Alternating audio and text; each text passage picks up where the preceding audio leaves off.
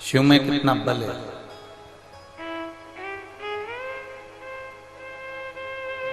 हम कहेंगे इतनी विशाल गंगा को जो अपनी जटा में एक छोटी सी जगह में स्थान दे सकता है, वो संपूर्ण ब्रह्मांड को एक हाथ की हथेली में उठाकर अपने मस्तक पर रख सकता है।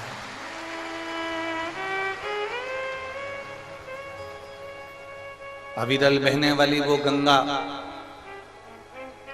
अविरल बहने वाली वो गंगा निरंतर बहती है, निरंतर बहती है। और उस गंगा को मेरे महादेव अपनी जटा में स्थान देते हैं, और पूरी जटा में स्थान नहीं दिया। आप थोड़ा ध्यान लगाकर देखेंगे तो पूरी जटा के अंदर भगवान शंकर ने गंगा को विराजमान नहीं करा। अगर पूरी जटा के अंदर भगवान शंकर गंगा को विराजमान करते तो भगवान कृष्ण के साथ में जब रास करने के लिए गए थे तो उन्होंने अपनी चोटी बनाई थी बाल खोलकर। उन्होंने अपने केश खोल लिए थे और चोटी बना ली थी। भगवान शंकर ने अपने बाल खोल लिए थे और उसमें चोटी गुथवा ली थी। तो पार्वती जी भगवान शिव जी से कहती हैं कि जिस गंगा को आपने अपने मस्तक पर धारण करा है, मैं आपका जूड़ा बना रही हूँ, चोटी बना रही हूँ, आप रास करने के लिए ब्रज में जा रहे हैं, तो वो गंगा मुझे नजर नहीं आ रही।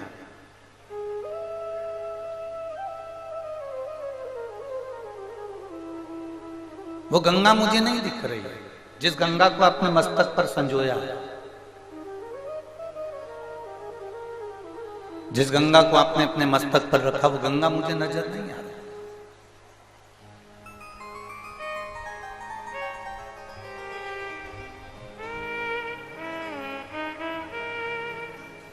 गणेश जी काय पे बैठते हैं? जम के बोलो जरा। लोग कहेंगे मूसक पे, चूहे पर। पर जब भी गणेश जी का आप दर्शन करेंगे तो उनको सिंहासन पर बैठा हुआ पाएंगे। बोलो जी जी, और सही है। भगवान नारायण का दर्शन करोगे तो उनको सिंहासन पर या शेषनाग की सैया पर बैठा हुआ या लेटा हुआ पाओगे। ब्रह्मा जी का जब भी दर्शन करोगे तो उनको कमल के पुष्प के ऊपर बैठा हुआ पाओगे। लक्ष्मी जी का दर्शन करोगे तो उनको कमल के पुष्प के ऊपर बैठा हुआ पाओगे। ब्रह्माणी का दर्शन करोगे तो उनको कमल के पुष्प के ऊपर बैठा हुआ पाओगे। इंद्र का दर्शन करोगे तो उनको सिंहासन पर बैठा हुआ पाओगे। केवल 33 कोटि देवताओं की लिस्ट निकाली जाए,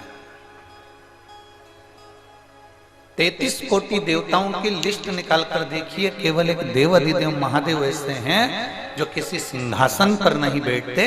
देव अधिदेव महादेव पृथ्वी पर बैठे, वो मंडल पर विराजमान। उनके लिए कोई सिंहासन नहीं है, उनके लिए कोई सिंहासन जरूरी भी नहीं है।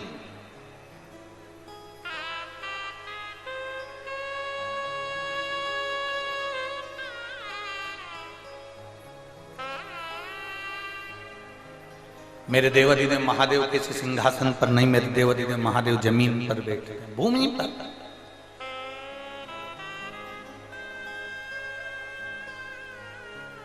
सिंहासन पर बैठने वाला व्यक्ति, कुर्सी पर बैठने वाला व्यक्ति, सोफे पर, पलंग पर, गादी पर बैठने वाला व्यक्ति एक बार गिर सकता है, पर पृथ्वी पर बैठने वाला व्यक्ति गिरेगा क्या?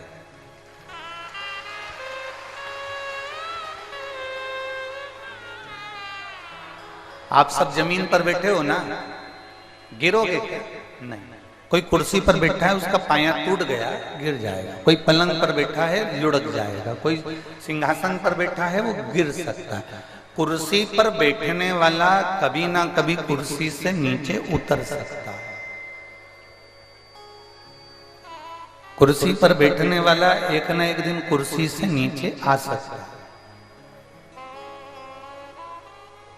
पलंग पर बैठने वाला एक न एक दिन पलंग से नीचे उतर सकता है। जो ऊपर बैठता है उसको नीचे आना ही पड़ता है।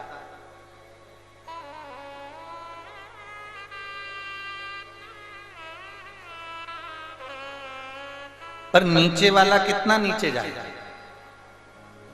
जाएगा क्या? नीचे वाला नीचे नहीं जाएगा। नीचे वाला अगर जाएगा तो ऊपर की ओर बढ़ेगा, पर नीचे की ओर नहीं बढ़ेगा। वो मेरा महादेव, वो मेरा शिव है, वो मेरा शंकर है, वो मेरा ओघड़ी शंभु है।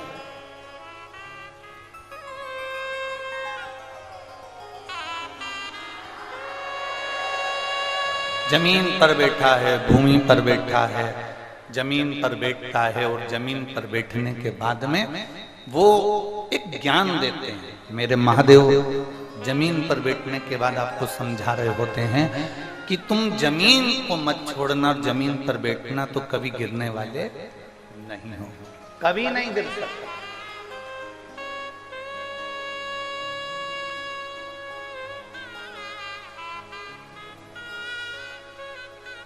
कोई आज मुख्यमंत्री के पद पर बैठ गया, कोई आज प्रधानमंत्री के पद पर बैठ गया, कोई आज राष्ट्रपति के पद पर बैठ गया, कोई आज अध्यक्ष के पद पर बैठ गया, कोई आज विधायक के पद पर बैठ गया, कोई आज संसद के पद पर बैठ गया, कोई आज अध्यक्ष, उपाध्यक्ष, कोषाध्यक्ष, सचिव के पद पर बैठ गया।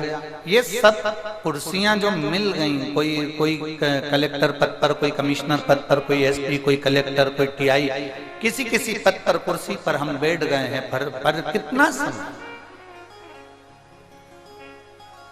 कोई 60 वर्ष का होगा, रिटायर हो जाएगा कुर्सी से नीचे। अच्छा, एक बात आपसे पूछें, उत्तर दीजिएगा। आप बैंक में नौकरी कर रहे हैं, आप थाने में नौकरी कर रहे हैं, आप किसी स्कूल में नौकरी कर रहे हैं, आपका सिग्नेचर कब तक काम आता है? जब तक आप नौकरी में, जम के बोलो, हैं। रिटायर होने के बाद कोई व्यक्ति थाने में जाए और कह दे लाओ मैं सिग्नेचर करके देता हूं, बंद कर दो इसको, उसके सिग्नेचर मान्य करेंगे? बैंक से रिटायर होने के बाद कोई बैंक के कुर्सी पर, मैनेजर की कुर्सी पर जाकर बैठ जाए कि लाओ मैं सिग्नेचर करके देता हूँ, 50,000 रुपए निकाल कर दो, कोई मानेगा? नहीं। कोई टीचर की कुर्सी पर बैठ गया और कहे लाओ मैं इस बच्चे की मार्कशीट बना के देता हूँ, स्वीकार करेगा कोई? नहीं। आप जब तक कुर्सी पर हो, आप जब तक सत्ता पर हो, आप जब तक वैभव पर हो, तब तक आपके सिग्नेचर काम कर रहे हैं, आपकी कुर्सी काम कर रही है, आपके सिग्नेचर काम कर रहे हैं, आपकी कुर्सी, आपका सिग्नेचर काम कर रहा है। और जैसे ही आप नीचे उतरे, उतरने के बाद आपका सिग्नेचर, आपकी कुर्सी, आपका कोई पद नहीं।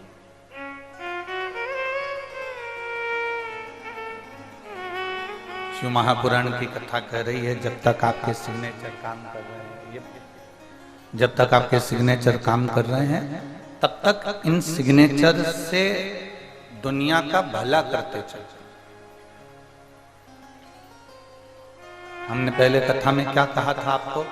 शरीर चले तब तक कथा के पंडाल में जाकर कथा सुन लो, शरीर चले तब तक तीर्थ कर लो, शरीर चले तब तक दान कर लो, और तुम्हारे घर में चले तब तक दोनों हाथों से कोई पुण्य कार्य कर लीजिए। ये जीवन का एक आनंद है।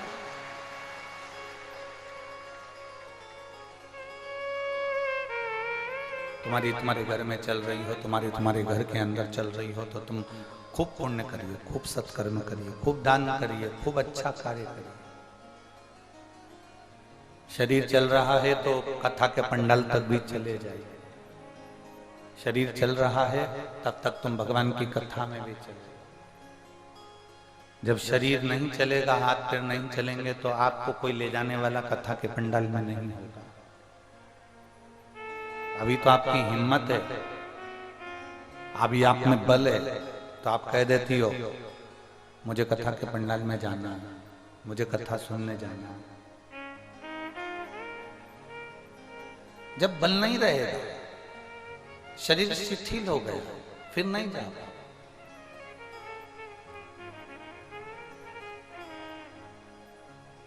फिर आप पहुंच नहीं पाओगे।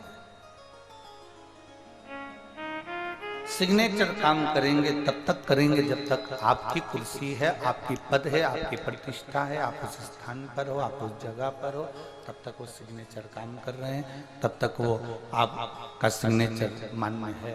और इसके बाद आपका सिग्नेचर मान्य नहीं है। नीचे बैठने वाला कभी नहीं बैठता,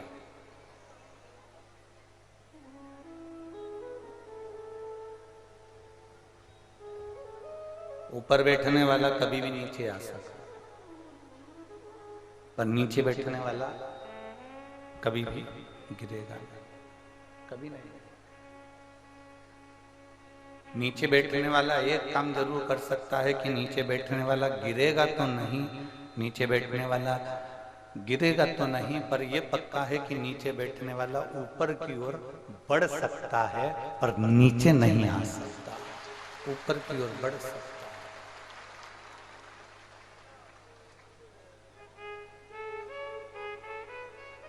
हमें कौन सी फर्क पड़ता है? आप लोग खड़े होकर कथा सुनेंगे तो हमको कोई चिंता विषय है क्या? जम के बोलो जरा, हमको कोई टेंशन है कि तुम्हारे खड़े रहने से? हम तो केवल इतना चाहते हैं कि बाबा के चरणों में आए हो ना। हमारे यहाँ एक कहावत है कि गाय का जो गोबर है वो नीचे गिरता है तो धूल लेके उठता है, मिट्टी लेके उठता है। जो नीचे गिरा है तो वो कुछ ना कुछ लेकर उठेगा।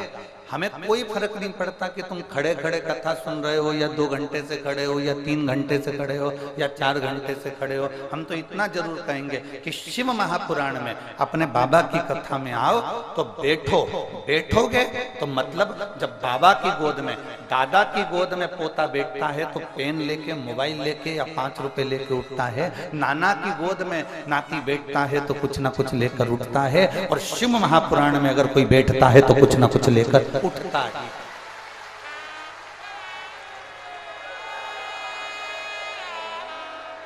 वो खाली नहीं जाएगा, उसको कुछ ना कुछ मिलेगा जरूर। अब आप कहो कि गुरुजी हम बैठे कैसे? हमारी तो आदत है खड़े खड़े रहना। ना ना ना, बैठ जाओ, आनंद लो, कथा रसपान करो, श्रवण करो। जीवन का ये लक्ष्य बार बार नहीं मिलने वाला। कौन सी कथा बार बार कुशीनगर में हो रही है? वो तो ये पूनम जी पांडे जी को और ओम प्रकाश पांडे जी को धन्यवाद देते हैं कि आपने अपने क्षेत्रवासियों के कल्याण के लिए यीशु महापुराण की कथा का आयोजन करवाया।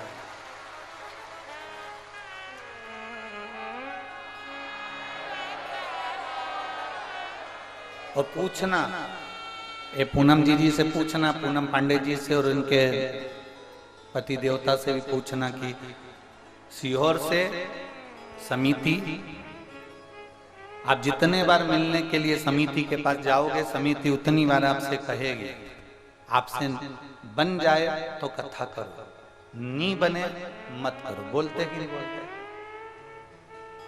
समिति का एक नियम है, जितनी बार आप मिलने के लिए सीहोर जाएंगे उतनी बार समिति के जो कार्यकर्ता आपको मिलेंगे वो एक बात जरूर कहेंगे, देखिए आपसे बन जाए तो कथा करना, नहीं बने तो शिव महापुराण की कथा टीवी पर आती है, सुनना। बोला होगा कि नहीं बोला होगा दीदी?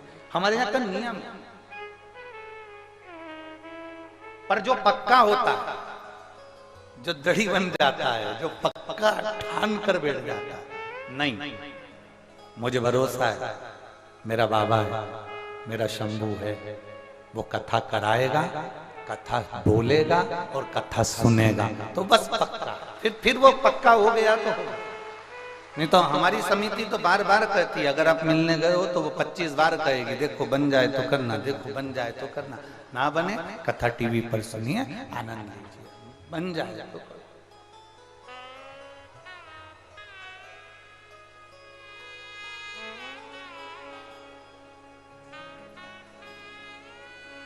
शिव भक्ति एकदम आनंदित भक्ति। इस भक्ति में कोई दिखावा नहीं है, इस भक्ति में कुछ भी दिखावा नहीं।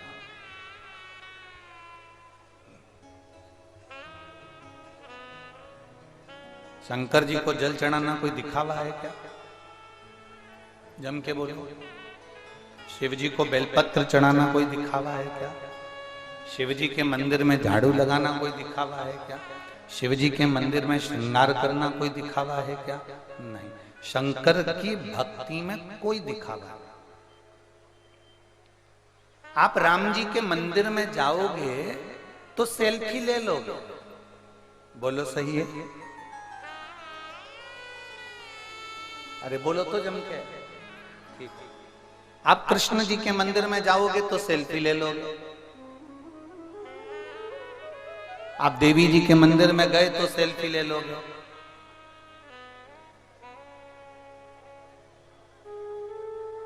बहुत कम लोग मिलेंगे शंकर जी के शिवलिंग के साथ सेल्फी लेते हुए, बहुत कम मिलेंगे, बहुत कम।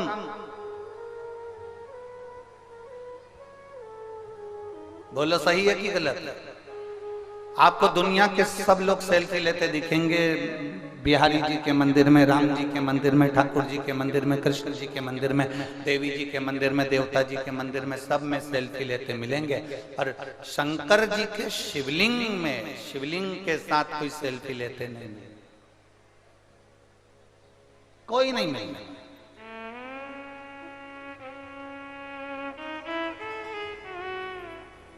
क्योंकि सब दूर दिखावा कर सकते हो, पर मेरे महादेव का जहां शिवलिंग है वहां दिखावा नहीं हो सकता, इसलिए सेल्फी भी नहीं,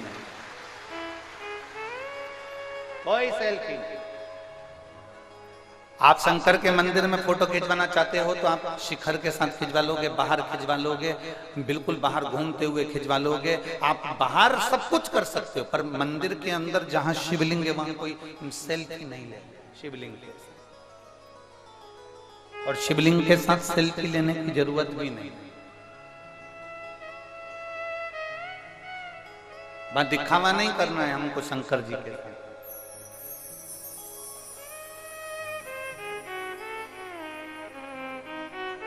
बड़े बड़े मंदिरों में दर्शन करने के लिए जाते हो, राम जी के मंदिर में गए हो, बिहारी जी के मंदिर में गए हो, देवी जी के मंदिर में गए हो, कृष्ण जी के मंदिर में गए हो, आप सबसे निवेदन करेंगे, जितने लोग आस्था चैनल पर सुन रहे हैं, जितने फेसबुक यूट्यूब पर सुन रहे हैं और जितने इस पवित्र कुशीनगर की भूमि से सुन रहे हैं, आप सबसे कहेंगे किसी मंदिर में सेल्फी लेने के लिए भगवान के सामने मत जाओ। भगवान के सामने जाकर हमें सेल्फी नहीं लेना है। भगवान के सामने जाओ तो उसके नयनों का दर्शन करिए, उसकी शिखा का दर्शन करिए, उसके चरण का दर्शन करिए, उनने क्या वस्त्र पहने हैं उसका दर्शन करिए, उन्होंने कैसी माला धारण करी है उसका दर्शन करिए, भगवान के कर्ण फूल कितने सुंदर हैं उसका दर्शन करिए, भगवान के चरणार बिंद के जो पुष्प हैं उनका दर्शन करिए। क्योंकि हम सेल्फी लेने में रह जाते हैं तो भगवान के श्रृंगार का दर्शन नहीं कर पाते, हम सेल्फी लेने में रह जाते हैं तो भगवान से नैन नहीं मिला पाते, हम सेल्फी लेने में रह जाते हैं तो भगवान की शरणागति प्राप्त नहीं कर पाते, हम सेल्फी लेने में रह जाते हैं तो भगवान की कृपा हम पर नहीं हो पाती और हम केवल एक फोटो लेकर अपने घर चले जाते हैं, भगवान को लेकर नहीं, हम भगवान को लेकर नहीं पहुंचते। इसलिए मेरा आपसे निवेदन है, शंकर भगवान के शिवलिंग के साथ कोई सेल्फी नहीं ले और ना सेल्फी लिया करो, ना सेल्फी ले और ना कभी सेल्फी लेने का विचार करो शंकर के शिवलिंग के साथ। क्योंकि हमें शंकर को अपना बनाना है, अगर हम फोटो में रखेंगे तो दिल में कब आएगा। तो वो एक गाना पहले कोई ने उसमें गाया था थिएटर में, तेरे फोटो को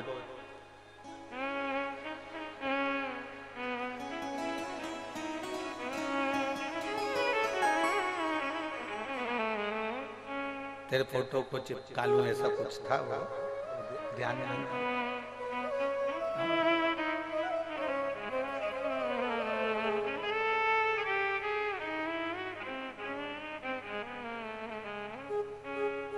कुछ नहीं होगा,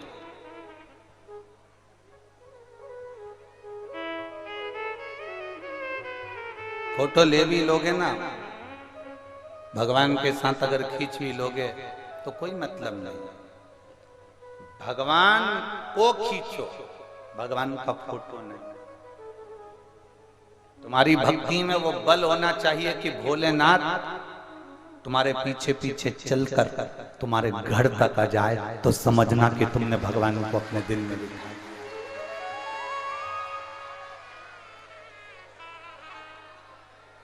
आज वृंदावन में, आज अयोध्या जी में, आज काशी जी में, आज वैष्णो देवी आदि कादिक जो चाहे बड़े बड़े तीर्थ हैं, उन सभी में, पंढरपुर हो आदि कादिक सारे तीर्थ हों, उन सभी तीर्थों में भगवान के साथ सेल्फी लेने का क्रम नहीं होना चाहिए। भगवान का दीदार करिए, दर्शन करिए, भगवान से नैन मिला लीजिए।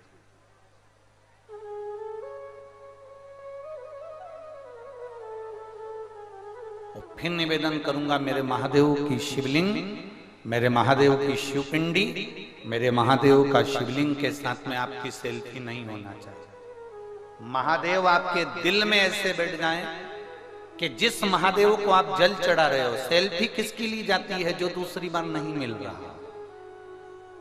आपको लग रहा है कि ये मुझे वापस मिलेंगे कि नहीं मिलेंगे, तो आपने सेल्फी ले ली कि वापस मिलना होगा कि नहीं मिलना होगा।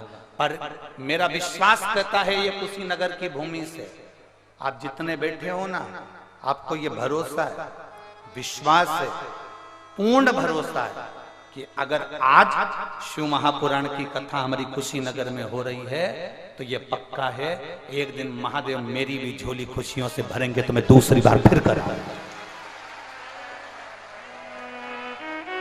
दूसरी बार फिर कथा होगी। ये हमारा विश्वास कहता है, हमारा भरोसा कहता है।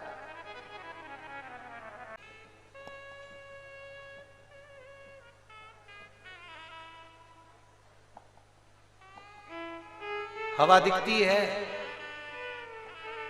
बोलो तो रे कुशीनगर वालों, हवा दिखती है, ठीक है।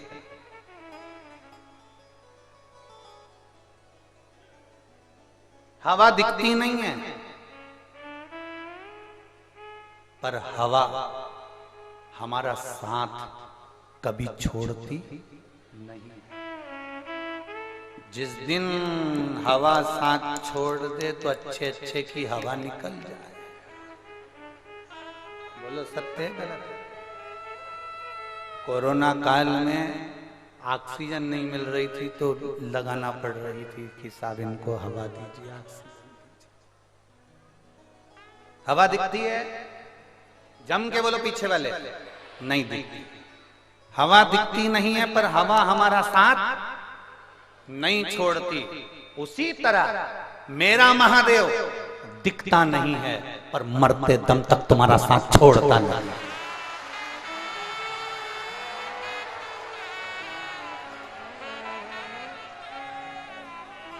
हवा दिखती नहीं है, पर साथ छोड़ती नहीं है।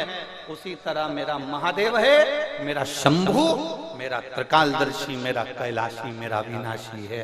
वो दिखता नहीं है, पर मरते दम तक जो जल चढ़ाता है उसका हाथ और उसका साथ जिंदगी भर नहीं छोड़ता है, जिंदगी भर। सेल्फी उसके साथ लीजिए जो एक बार मिल रहा हो, एक बार जो मिलता है उसके साथ सेल्फी लीजिए, पर मेरे महादेव के साथ सेल्फी मत लेना, क्योंकि वो एक पल भी जल चढ़ाने वाले को छोड़ता नहीं है। वो तुम पुकारोगे तुम्हारे सामने आकर खड़ा हो जाएगा, उसको सेल्फी की जरूरत नहीं, उसके साथ नहीं। आज विडंबना पैदा कर दी लोगों ने, ये नया नया फैशन आ गया, मंदिर में जाओ तो भगवान के साथ सेल्फी लीजिए। क्या है ये कौन सा तरीका? ये मेरे महादेव के मंदिर में बिल्कुल ना करिए, मेरे शंकर के शिवलिंग के साथ बिल्कुल ना करिएगा। शंकर आपके दिल में होना चाहिए, आपके हृदय। पशुपतिनाथ में कितने दिए जलाती हो व्रत में? 6 दिए, 5 दिए मंदिर में जलाती हो और 1 दिया अपने घर के दरवाजे के सीधे हाथ पर राइट हैंड में जलाती। ठीक है, बोलो तो जम के। 6 दिए आप लोग पशुपतिनाथ के व्रत में जलाते हैं। 6वां दिया पशुपतिनाथ का घर के दरवाजे पर क्यों जलाया जाता है? 5 दिए तुमने मंदिर में जला दिए, तो ये 6वां भी मंदिर में जला देना था। जब 5 दिया हमने शिव के मंदिर में जलाए तो 6ठा दिया भी हमें मंदिर में जलाना था, फिर इसको हम शंकर के मंदिर में ले भी गए। और अगर 6ठा दिया तो मैं घर में जलाना था तो घर के अंदर ही रख के आ जाती, फिर इसको मंदिर लेकर क्यों गई? कोई पूछे तुमसे कि ये सियोर वाला महाराज तो नए नए व्रत बताते रहता है, सियोर वाला महाराज नए नए काम बताता रहता है, लोग हमको टोटका वाला महाराज भी कह देते हैं, ताने भी दे देते हैं, पर उनको नहीं मालूम कि दशरथ जी के घर में जब औलाद नहीं हुई तो उन्होंने गुरु बाबा से कहा था, और गुरु बाबा ने कोई उपाय कराया तो क्या वो टोटका था? बोलो तो जम के नहीं। राजा परीक्षित को सर्प डसने के लिए आने वाला है और परीक्षित किसी गुरु से पूछे कि मेरे प्राण छूटने वाले हैं, आप बताओ कोई उपाय। तो उपाय बताने वाला अगर टोटका होता तो फिर गुरुजी उनको पुत्र कामेष्ठी यज्ञ नहीं करवाते, अगर कह देते कि क्या करना उपाय कर कर क्या करना। शिव महापुराण में जितनी बातें आपको शिव महापुराण के माध्यम से, इस व्यासपीठ के माध्यम से, बेलपत्र चढ़ाने का तरीका, शहद लगाने का तरीका, काली मिर्च चढ़ाने का तरीका, एक एक अरहर की दाल की पत्ती चढ़ाने का तरीका, एक एक बातें, दुर्वा चढ़ाने का तरीका, शमी पत्र चढ़ाने का तरीका, कमल गट्टे चढ़ाने का तरीका, सरसों के फूल चढ़ाने का तरीका, जितनी बातें आपको इस व्यासपीठ से बताई जाती है वो सारी की सारी गीता प्रेस गोरखपुर की शिव महापुराण के अंदर अंकित है। गीता प्रेस गोरखपुर की शिव महापुराण के साथ में अंकित है। शंकर जी पे चढ़ा हुआ जल पीना है, ये शिव महापुराण में अंकित है कि 3 ताप हमारे समाप्त हो जाते हैं शिव जी पे चढ़े हुए जल का आचमन करने से। नारी भगवान शंकर की पूजन करेगी, हमारे शास्त्र कहते हैं। लक्ष्मी जी ने बेलपत्री के पेड़ के नीचे शंकर का शिवलिंग बनाकर पूजन करा। ब्रह्माणी ने स्वयं श्री शैलम पर बैठकर शंकर के शिवलिंग का पूजन करा। पार्वती ने स्वयं शिवलिंग का निर्माण कर पूजन करा। और पार्वती सती मैया शिवलिंग का पूजन नहीं कर पाई थी, याद रख लेना। उमा शिवलिंग का पूजन नहीं कर पाई थी, कात्यायनी शिवलिंग का पूजन नहीं कर पाई थी। शंकर भगवान की जो 50-51 पहले की पत्नी है, वो एक भी शंकर के शिवलिंग का पूजन नहीं कर पाई थी, इसलिए उनको मरना पड़ा, प्राण छोड़ना पड़े। पर पार्वती मैया ने शंकर के शिवलिंग का पूजन बचपन से करा, इसलिए पार्वती और शंकर की जोड़ी अमर हो गई, और ऐसी जोड़ी हो गई उसे गौरी शंकर कहकर। दुनिया के लोगों को शिव पुराण का विरोध नहीं करना है, दुनिया के लोगों को केवल सियोर वाले महाराज का विरोध करना है। शंकर पे जल मत चढ़ाओ, शिव जी पे जड़ा जल मत पियो, श्री शिवाय नमस्तुभ्यम वेद और पुराण शास्त्र का मंत्र ही नहीं है। हम कहते हैं जिनको लगता है कि श्री शिवाय, जम के बोलिए जरा, श्री शिवाय नमस्तुभ्यम, जिनको लगता है कि ये हमारी शिव पुराण में मंत्र नहीं लिखा, उनसे कहूंगा एक बार गीता प्रेस गोरखपुर की शिव पुराण को पढ़ो,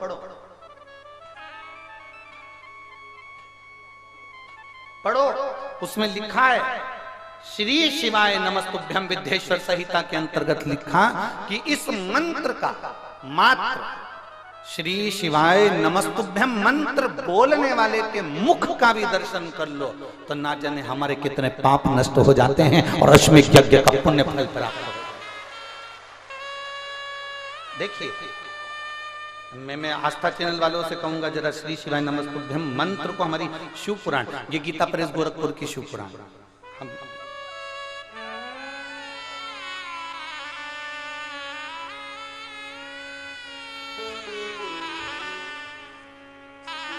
देखिए शिव महापुराण में, गीता प्रेस गोरखपुर की शिव महापुराण के अंदर श्री शिवाय नमस्तुभ्यम कौन से पृष्ठ पर लिखा है, तो हमारी उंगली चल रही है, उस उंगली को जहां चलाया जा रहा है वहां पर आप लोग स्मरण करेंगे। विद्येश्वर संहिता, विद्येश्वर संहिता पृष्ठ संख्या 77, आप भी याद रखना, गीता प्रेस गोरखपुर की विद्येश्वर संहिता पृष्ठ संख्या 77, और पृष्ठ संख्या 77 में आप नीचे की ओर देखेंगे तो लिखा हुआ है श्री शिवाय नमस्तुभ्यम। ऐसी बात जब मुंह से निकाली जाती है तब वह मुख समस्त पापों का विनाश करने वाला पावन तीर्थ बन जाता है, वो साधारण मुख नहीं रहता। मैं आस्था चैनल वालों से कहूंगा आप भी दिखाइएगा जनमानस को कि श्री शिवाय नमस्तुभ्यम कहां से लिया गया, और केवल श्री शिवाय नमस्तुभ्यम गीता प्रेस गोरखपुर की केवल शिव पुराण में नहीं, कल्याण के शिव अंक में भी है, उसका भी स्मरण करें। विद्येश्वर संहिता के पृष्ठ संख्या 77 में श्री शिवाय नमस्तुभ्यम ऐसी बात जब मुंह से निकलती है तब वह मुख समस्त पापों का विनाश करने वाला पावन तीर्थ बन जाता है। जो मनुष्य प्रसन्नता पूर्वक उस मुख का, आप जरा आप देखिए इसमें क्या लिखा गया, जो मनुष्य प्रसन्नता पूर्वक उस मुख का दर्शन करता है उसे निश्चय ही तीर्थ सेवन जनित फल प्राप्त होता है, उसे तीर्थों का फल प्राप्त हो जाता है। जो श्री शिवाय नमस्तुभ्यम बोलने वाले मुख का दर्शन करता है। ये इतनी विचित्र है शिव पुराण, इतनी विरोधियों को केवल विरोध करना है, निंदकों को केवल निंदा करना है, और वह निंदा पुराण की नहीं है, वो सियोर वाले महाराज की निंदा करना है कि ये कहां से लेकर आ जाते हैं, क्यों बोल देते हैं, लोग इसका अमल क्यों करते हैं, लोग क्यों धारण करते हैं, उसका फल ये हमारे शास्त्र कह रहे। देखिए एक पत्र में एक बहन ने लिखा है,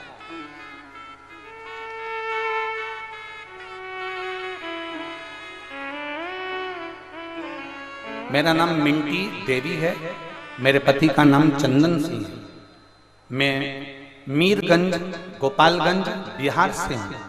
कहीं बैठी हूँ तो हाथ हिला सकते हैं। मेरा नाम मिंटी देवी है, मेरे पति का नाम चंदन सिंह है, मैं मीरगंज गोपालगंज बिहार से हूँ। आप ही हैं? हाथ हिला दो। श्री शिवाय नमस्ते।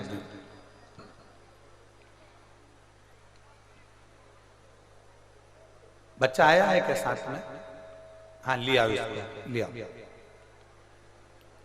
मेरा नाम मिंटी देवी है, मेरे पति का नाम चंदन सिंह है, मैं मीरगंज गोपालगंज बिहार से आई हूं। मेरा मोबाइल नंबर ये है। गुरुदेव 15 साल से मुझे औलाद नहीं थी। गुरुदेव 15 साल से कोई संतान नहीं थी, सारे डॉक्टरों का इलाज करवाया गुरुदेव, पर सफलता नहीं मिली। ऐसा कोई स्थान नहीं था जहां जाकर हमने गोदी नहीं भरवाई। नरियल झेल झेल के घर में नरियल ढेर इकट्ठे हो गए गुरुदेव, पर संतान का सुख नहीं आया। एक बार घर के बाहर झाड़ू लगा रही थी और झाड़ू लगाते लगाते वहां से एक महिला निकल कर गई और उस महिला ने कहा कि तुम्हारे घर में कोई बाल गोपाल नहीं? तो कहा मेरे यहाँ 15 साल से औलाद नहीं है।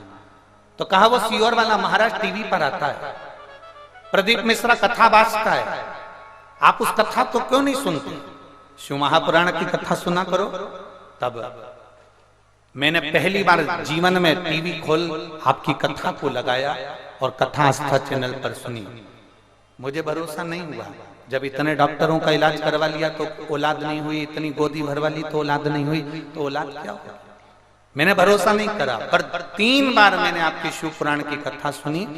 आपने एक बार कथा में कह दिया कि जो आसन लगाकर, भले टीवी के सामने सुनो चाहे कहीं पर भी सुनो, पर जमीन पर बैठकर सुनो। आसन लगाकर जो कथा सुनता है और दिल से बाबा से जो मांगता है वो देता है। मैंने टीवी के सामने आसन लगाकर कथा सुनी। उस दिन आपने सफेद आंकड़े की जड़ का प्रयोग बताया और सफेद आंकड़े की जड़ का प्रयोग मैंने करा और बाबा की कृपा से मात्र 2.5 महीना निकला और मेरा गर्भ ठहर गया। मैं बाबा की कृपा से 17 फरवरी 2023 को बाबा की ऐसी कृपा हुई कि मेरे घर में पुत्र रत्न की प्राप्ति हो गई। गुरुदेव हमारे घर में चिराग आ गया और 15 साल के बाद औलाद हुई है। ये शिव की कृपा है, ये शंकर की उदारता है, ये शिव तत्व ये शंकर देता है। ए मेरी जीजियों, दुनिया के लोग हंसते हैं, सियोर वाले महाराज पर लोग ताना कसते हैं, कसे, पर एक बात अपनी जिंदगी में उतारना। शंकर को चढ़ाया गया जल और शिवजी पे करा गया भरोसा। श्री शिवाय नमस्तुभ्यम कभी खाली नहीं जाता, कभी नहीं। उसको पुकारो, सामने आकर खड़ा होगा। आपको लगता होगा ऐसी कथाएं तो हमारे शहर में कुशीनगर में ढेर होती है। बहुत बड़े बड़े महाराज आते हैं, बहुत बड़े बड़े संत आते हैं, बहुत बड़े बड़े साधु आते हैं, बहुत बड़े बड़े सन्यासी, बहुत बड़े बड़े तपस्वी आते हैं, बहुत बड़े बड़े। आपके कुशीनगर में बहुत बड़े बड़े संत आते होंगे माना, पर यह कोई साधारण सी पुराण नहीं है जिसको आप सुन रहे हैं। साधारण नहीं है। इसको सुनना, धारण करना, उतारना, वो हमने फिर कहेंगे हवा दिखती नहीं है, हवा दिखती नहीं है, पर हवा साथ छोड़ती नहीं है। उसी तरह तुम मंत्र जपो, श्री शिवाय नमस्तुभ्यम। दुनिया कितना भी ऑब्जेक्शन ले, दुनिया कितना भी अपशब्द कहे, तुम शिव पे चढ़ा हुआ जल पियो, उसका फल मिलेगा। आचमन करो, जल मिलेगा, फल मिलेगा। दुनिया कहे। और विपदा की घड़ी में जिसने उसको पुकारा, वो आपका बेटा हो चाहे हमारा बेटा हो, मेहनत करेगा, फल मिलेगा। संसार का कोई मनुष्य मेहनत करेगा, फल मिलेगा। मेहनत नहीं करेगा, फल नहीं है। पर मेहनत के साथ हमें शिव पर आश्रित भी होना पड़ेगा, विश्वास को पक्का करना पड़ेगा कि मैंने शहद लगाया है बेलपत्री में, मेरा शंकर मेरे साथ में है। एक लड़के ने एक पत्र है, देखिए,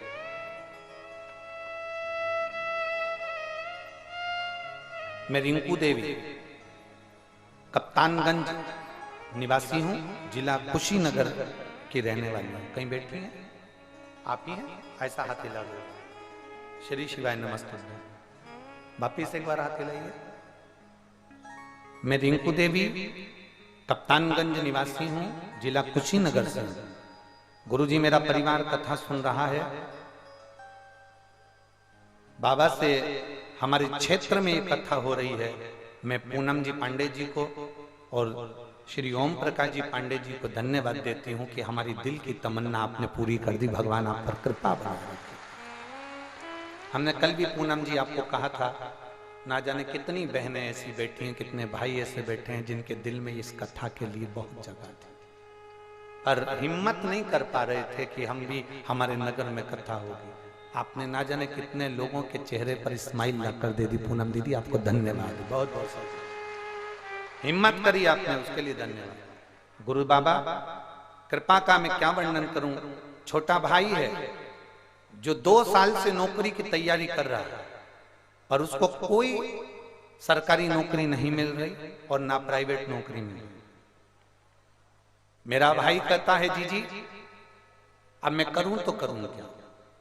जब हार गया मेरा भाई तो उसने नौकरी के लिए अप्लाई करना बंद कर दिया। आपने कथा में कहा था कि मेहनत करो, कर्म करो और शंकर जी पे एक शहद लगाकर बेलपत्र समर्पित करो।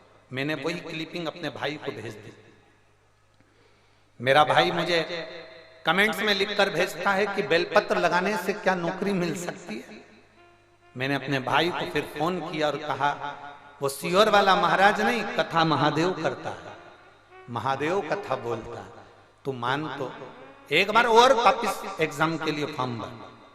मेरे भाई ने 2 एग्जाम दिए, 2 का फॉर्म भरा और दोनों एग्जाम में उसने बेलपत्री में शहद लगाकर शिव जी को समर्पित करा। 2 साल से प्रयास कर रहा था पर सर्विस नहीं लगी। आज मैं बाबा को क्या धन्यवाद दूं गुरुदेव। बाबा तो बाबा है।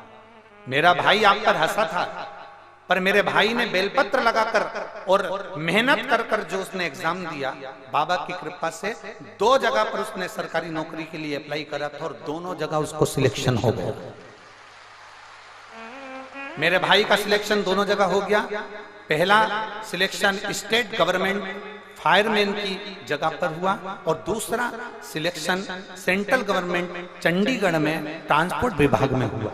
मेरे भाई का 2 जगह सिलेक्शन हो गया। अब मेरा भाई सोच में पड़ गया कि मैं कौन सी जगह ज्वाइनिंग करूं, कौन सी जगह ज्वाइनिंग करूं। मेरे भाई ने निर्णय ले लिया कि जो महादेव जी कहेंगे उस जगह पर ज्वाइनिंग लूंगा। अब मेरा भाई भी महादेव पर आश्रित हो गया।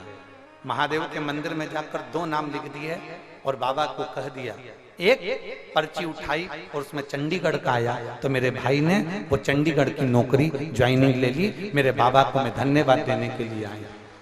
और नीचे उन्होंने एक लाइन लिखी, लुटा दिया भंडार काशी। बधाई बहन आपको, बहुत बहुत साधुवाद, बहुत बहुत बैठिए। शिव तक हंसे लोग हंसते रहे, आग लगे बस्ती में मस्ती में, क्या किसको रोइए। कुशीनगर वालों के भाग्य जागे हैं तो ये शिव पुराण की कथा हो रही है।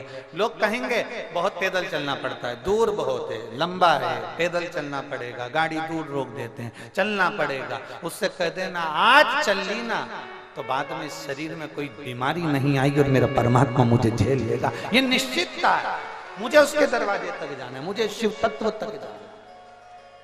ना दिखेगा शंभू, ना दिखेगा शिव, और तुम्हारा साथ भी नहीं छोड़ेगा शिव। हर पल हर घड़ी तुम्हारे साथ है शिव, हर पल तुम्हारा साथ देगा शिव। केवल एक विश्वास को जागृत करिए, अपने भीतर के कचरे को निकाल कर बाहर करिए। झाड़ू से कचरा साफ नहीं होता ना, दो तीन तरह से कचरा साफ करा जाता है। एक खजूर की डंडी की बनी हुई झाड़ू आती थी, उससे इतना कचरा साफ नहीं होता। फिर वो बारीक बारीक रुए वाली झाड़ू आ गई, उससे करता, उससे भी साफ नहीं हुआ तो फिर पोछा फेरा, पोछे से साफ नहीं हुआ तो फिर फिनाइल डाला, फिनाइल से साफ नहीं हुआ तो फिर कुछ सर्फ डाला और हाथ से घिस घिस के उसको साफ। कचरा साफ करना पड़ेगा। अपने भीतर अहम का कचरा आ जाता है, कभी कभी अपने भीतर अहंकार का कचरा आ जाता है, अपने भीतर निंदा का कचरा आ जाता है, अपने भीतर तृष्णा का कचरा आ जाता है। इसको साफ करना पड़ेगा, इसको क्लीन करना पड़ेगा। ये व्यासपीठ भगवान देवाधिदेव महादेव की चर्चा करने के लिए, शिव के तत्व को जानने के लिए। जो जान गया वो जान गया। आपसे भी कर रहे हैं, जितने लोग कथा सुनने आए हैं, 14 फरवरी से 20 फरवरी जो कथा चल रही है, इसको आप लिख के रख लेना। और 3 महीने बाद जो तुम इस पंडाल में बैठकर जब श्री शिवाय नमस्तुभ्यम बोलती हो, उसके बाद बाबा से अपने मन की बात कहती हो, कहने के बाद 3 महीने उसका इंतजार जरूर करना कि तुम्हारा बाबा तुम्हारी सुनता है कि नहीं सुनता, तुम्हें देता है कि नहीं।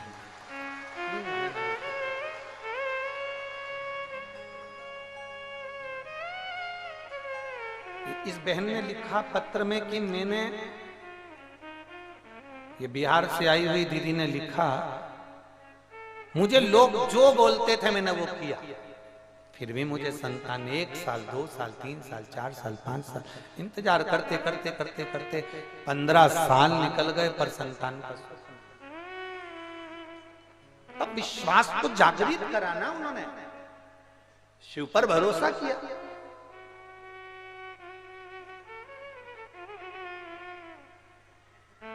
भगवान शंकर पर भरोसा किया, और जब भगवान शिव पर भरोसा पूर्ण हो गया तब शिव मिला। झाड़ू फेरते रहो, कचरा साफ होगा। भगवान के मंदिर जाते रहो। लोग कहेंगे क्या मिलता है वहां से, उसको कह दो हम कुछ लेने के लिए नहीं जा रहे, हम तो हमारे पिता से मिलने के लिए जा रहे हैं, अपने बाबुल से बात करने के लिए जा रहे हैं, अपने पिता के पास। क्या देगा वो मालूम नहीं है, पर इतना जरूर मालूम है कि उसके नजदीक जाने का फल जरूर।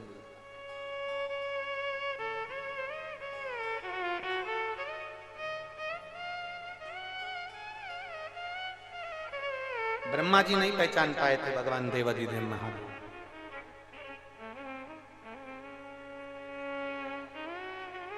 ब्रह्मा जी ने नहीं पहचाना था भगवान शंकर को, भगवान शिव को नहीं पहचान पाया। आखिरी में ब्रह्मा जी ने भगवान नारायण से पूछ लिया था कि तुम्हारे पिता कौन है, तुम्हारे पिता कौन? नारायण ने कह दिया मेरे पिता तो वो देवाधिदेव महादेव, जिसका कोई नहीं, कोई नहीं।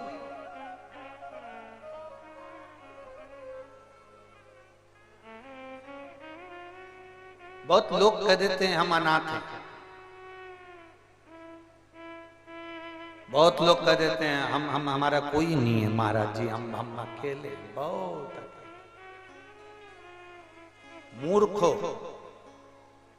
जो कहता है कि हम अनाथ हैं, वो मूर्खता वाली बात करता है। जो कहते हैं हमारा कोई नहीं है, वो मूर्खता वाली बात करता है।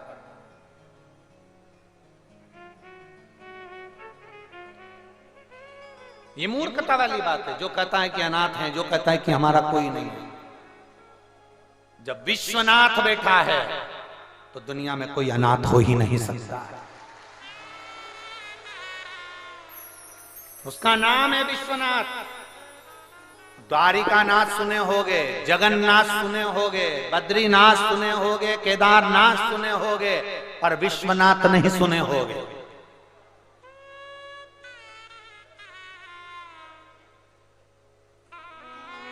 विश्वनाथ नहीं सुने होगे। उसका नाम विश्वनाथ है। किसी को अनाथ नहीं छोड़ता, सबको अपना बनाकर चलता, सबको अपना।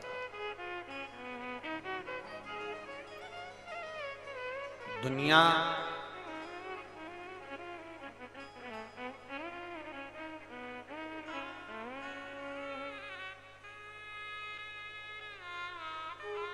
दुनिया की सबसे बड़ी उपलब्धि कौन सी है?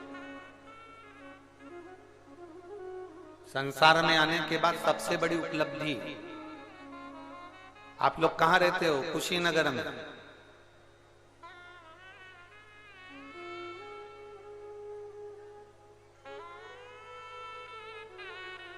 दुनिया की सबसे बड़ी सफलता कौन सी है? जल्दी बोलो। दुनिया की सबसे बड़ी सफलता कौन सी है? दुनिया की सबसे बड़ी उपलब्धि कौन सी है? दुनिया की सबसे बड़ी सफलता कौन सी? गौतम बुद्ध की पवित्र भूमि कुशीनगर कहती है दुनिया की सबसे बड़ी सफलता है अपने प्राण छोड़ते समय प्रायश्चित ना हो, चेहरे पर स्माइल हो।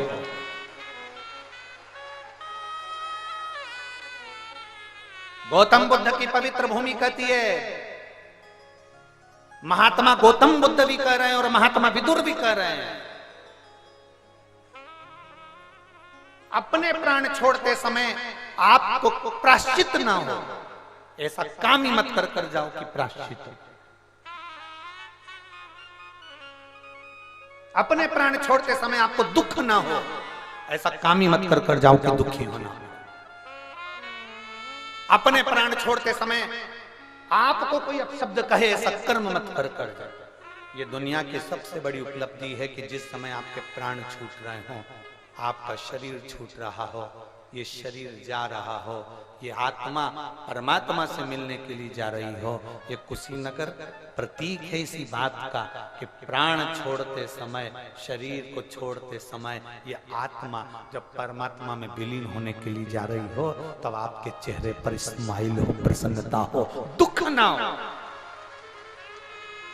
ये महात्मा गौतम बुद्ध की पवित्र धरा कह रही है।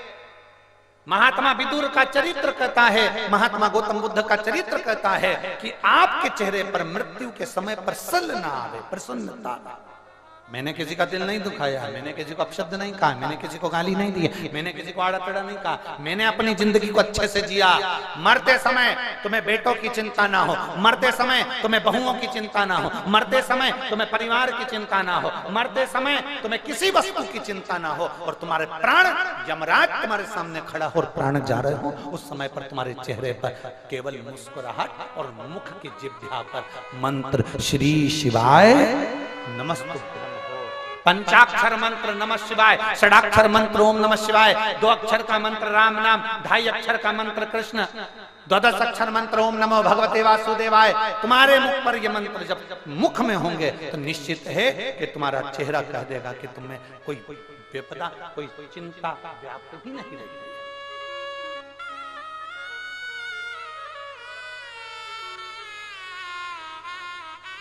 रोज की चिंता में हम पड़े हुए हैं, प्रतिदिन की हमें चिंता रहती है।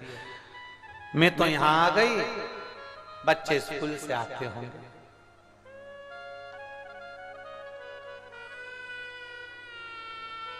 तुम यहां से जाओ, बच्चे तुमको स्कूल की ड्रेस में नहीं मिलेंगे, तुम यहां से जाओ, बच्चे तुम्हारे भूखे नहीं मिलेंगे। तुम चिंता कर रही हो। बच्चों को मालूम है मम्मी गई कथा में, फुल एंजॉय, फुल फ्रिज खोला, सामान निकाला, गुड दूध निकाल के हॉर्लिक्स घोल के बिस्कुट टोस्ट, और दोस्तों से कह दिया आ जाओ मम्मी गई कथा। तुम चिंता में दुबली हो गई। बेटे ने कुछ नहीं खाया होगा, बेटे ने कुछ नहीं खाया होगा, बेटे ने कुछ नहीं खाया होगा। और फिर घर पहुंचकर बेटे से कहो ले मैं तुझे खाना, मम्मी मेरा पेट भरा। क्या खाया? बस पेट भरा, मैं स्कूल से टिफिन खा के आया। अब ये नहीं बता रहा है कि सारा फ्रिज का माल में ही निपटा गया, जो अलमारी में रखा हुआ था वो मैं खा गया। तुम्हें चिंता है, तुम्हें चिंता है। मेरा पति ऑफिस गया है, टिफिन तो घर में रह गया, वो क्या खाएगा, क्या खाएगा? तुम्हें चिंता है, उसको चिंता नहीं है, क्योंकि उसको मालूम है मेरी ऑफिस की ही बिमला लेके आई है टिफिन।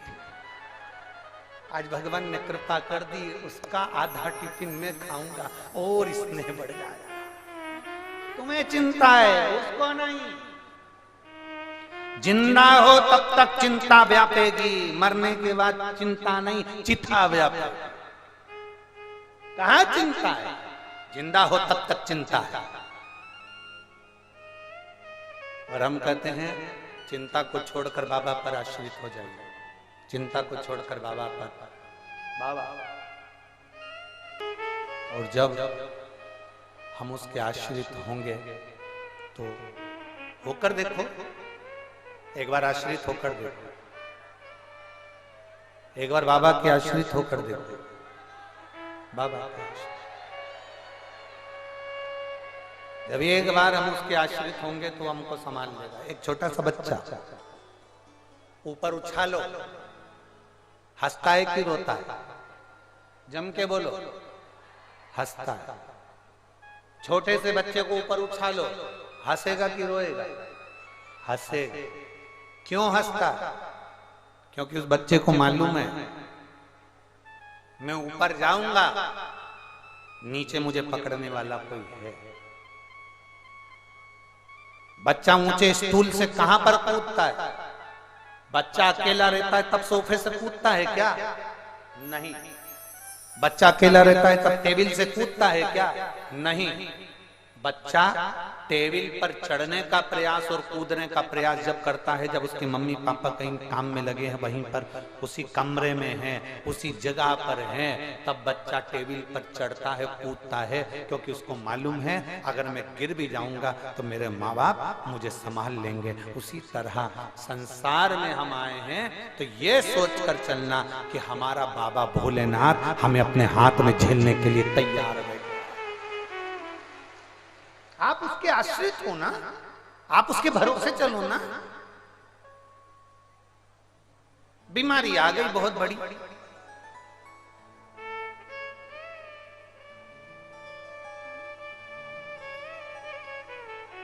आपसे एक बात पूछेंगे। पहले छोटे छोटे घर होते थे, छोटा छोटा मकान होता था, छोटा छोटा झोपड़ा होता था, कबेलू का मकान होता था, मिट्टी का मकान होता था, छोटे छोटे कमरे होते थे, गोबर से लिपे हुए होते थे, मट्टी से बने हुए होते थे। तब लोग ज्यादा बीमार पड़ते थे कि अब ज्यादा बीमार पड़ते हैं? अब ज्यादा बीमार पड़ते हैं। मार्बल लगा है, टाइल्स लगी है, बाथरूम एक नंबर की है, बाथरूम में भी टाइल्स लगी है, गीजर लगा हुआ है, पानी शावर में से आ रहा है, भरने के लिए कुएं पे नहीं जाना पड़ रहा, हैंडपंप पर नहीं जाना पड़ रहा, पानी अपने आप नल में टंकी में आ रहा है, बोर चालू करा, खटका चालू करा, पानी भरा गया, आ गया। बढ़िया ओवन है, भोजन बन जाता है, बढ़िया गैस है, भोजन बनकर तैयार हो जाता है। जरा विचार करना, पहले मिट्टी का चूल्हा था, भोजन बनाने से पहले लोग वहां बैठते, भोजन करने वाला भी बैठता, भोजन बनाने वाला भी, मट्टी में गिरते, मट्टी में पड़ते, मट्टी से उठते, मट्टी के मकान में रहते तो बीमार नहीं पड़ते थे। आज वीआईपी व्यवस्था होने के बाद भी लोग बीमार पड़ रहे हैं।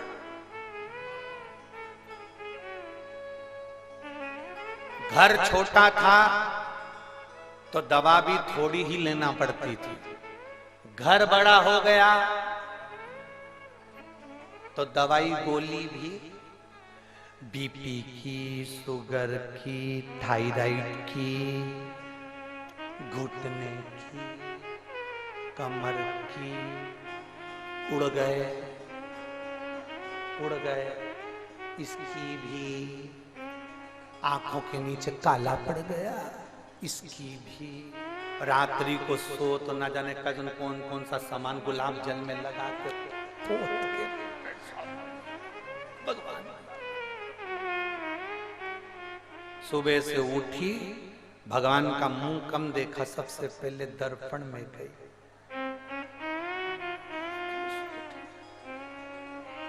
स्नान करा, सबसे पहले दर्पण में मुख देखा।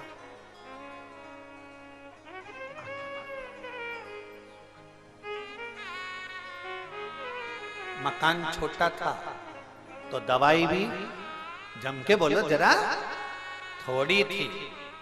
मकान बड़ा हुआ, गाड़ी बड़ी हुई तो दवाई भी बढ़ी है। थायराइड की, शुगर की, बीपी की, आंखों की, कानों की, कहीं सिर दुखे, कहीं पांव दुखे, कहीं हाथ दुखे, कितना कितना प्रॉब्लम। हमारा मकान बड़ा, और फिर तुम किसी पंडित जी के पास पहुंच गए, किसी गुरु जी के पास, किसी वास्तु शास्त्री के पास पहुंच गए, उससे पूछा, पत्रिका दिखाने वाले से कहा, हम जब से नए मकान में आए हैं, जब से बहुत दुखी हैं। अब वो शास्त्री क्या बोलेंगे? मंगल गड़बड़ है, वास्तु दोष है, कालसर्प दोष है, पितृ दोष है। उसके तो पितरों के लिए तुम गया जी का पिंड करे, कालसर्प दोष के लिए हम त्र्यंबकेश्वर चले गए, वास्तु के लिए हमने पूरे वास्तु शास्त्री से पूछकर मकान बनवाया, बंगला बनवाया। फिर कौन सा दुख, कारण क्या है? पर किसी ने नहीं बताया कि छोटा मकान था, सब साथ में थे, सब साथ में थे, तो दुख आता भी था ना, तो सब एक दूसरे में बट जाता था, मालूम नहीं पड़ता था, इसलिए दुख मालूम नहीं होता था। अब बंगला बड़ा है, ये बड़ी बहू का बेडरूम, ये छोटी बहू का, ये बड़े बेटे का, ये छोटे बेटे का, ये पिताजी का बेडरूम, ये इसका बेडरूम। केवल हॉल में लोग जब आते हैं, जब कोई मेहमान आता है, बाकी के सब अपने अपने कमरे में बैठे बैठे मोबाइल चलाते, टीवी देखते, पर कोई हॉल के अंदर आकर नहीं बैठता। पहले मकान छोटा था, भोजन करते थे तो साथ, बैठते थे साथ, रहते थे साथ, तो दुख भी आता था तो बट जाता था। आज के जमाने में दुख आता है तो बड़ी बहू अपना दुख झेले, बड़ा बेटा अपना दुख झेले, छोटी बहू अपना दुख झेले, छोटा बेटा अपना दुख झेले, माँ बाप अपना दुख झेले, बच्चे अपना दुख झेले। सबने जैसे जैसे बेडरूम बटा, जैसे जैसे कमरे बटे, वैसे वैसे दुख अपनी अपनी जगह पर चले गया। अब अकेला रो रहा है, मेरे को तकलीफ हो रही, मेरे को तकलीफ हो रही। पहले छोटा मकान था, एक को तकलीफ होती थी, 5 उठकर बैठ जाते, मम्मी क्या हुआ, बेटा क्या हुआ, काका जी क्या हुआ, भूपा जी क्या हुआ, सब उठ के बैठ गए। तुरंत गई, अजवाइन लेकर, इससे कर पेट दुख रहा, अजवाइन दे दी। कोई ने कहा लाओ मैं बाम लगा दूं, कोई ने कहा लाओ मैं ऐसा कर दूं, कोई के मैं गर्म पानी लाऊं। इतनी देर में तो आराम ही लग जाता था, क्योंकि दुख बट जाता था। अब दुख बट नहीं रहा, अब दुख अपना खुद का हो गया। बड़े बहू का दुख अपना है, बड़े बेटे का दुख अपना है, छोटे का अपना है, मंझले का अपना, संजले का अपना, सबका अपना।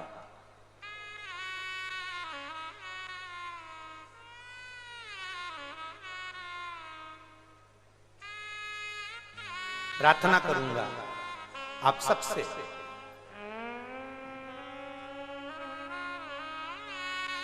हफ्ते में एक बार अपने पूरे परिवार के साथ में बैठकर भोजन करो।